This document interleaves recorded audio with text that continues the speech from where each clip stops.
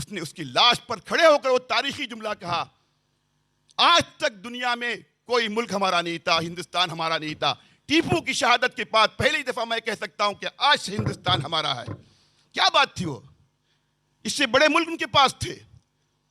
سب سے بڑا خطرہ، سب سے بڑا دشمن کس کو سمجھ رہے تھے؟ کیا وہ اپنے اسلام کے لیے کر رہے تھے، دین کے لیے کر رہے تھے، شریعت کے لیے کر رہے تھے، ملک کے لیے کر رہے تھے؟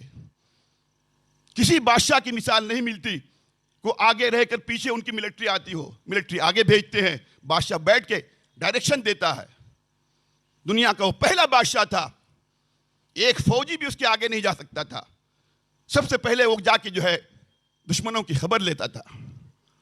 کیا قربانیاں دی سلطان ٹیپو نے! سرنگیری کے مٹھ کو لاکھوں لاکھ ایکڑ زمین وقف کی تھی، پونانی کے مندر کو، کالی کٹ کے مندر کو، وہاں کے مندروں پر حملہ کیا تو انہوں نے ایسی دھمکی دی، میں نہیں سمجھتا اس سے بڑی دھمکی کوئی اسلام کا کوئی اس زمانے کا مبلغ دے سکتا تھا۔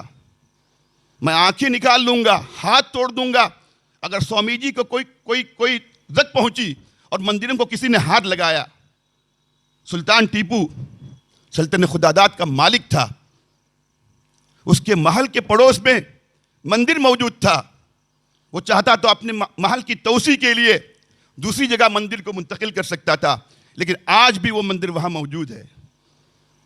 اس کی مسجد سے قریب مندر موجود تھا، آج بھی موجود ہے۔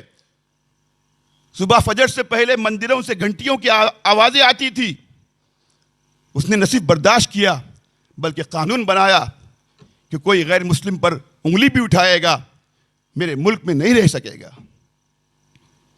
آج وہ دستاویزات موجود ہیں سرنگیری مٹھ کے اندر، ہم نے جا کے دیکھا ہے، پونانی کے مٹھ کے اندر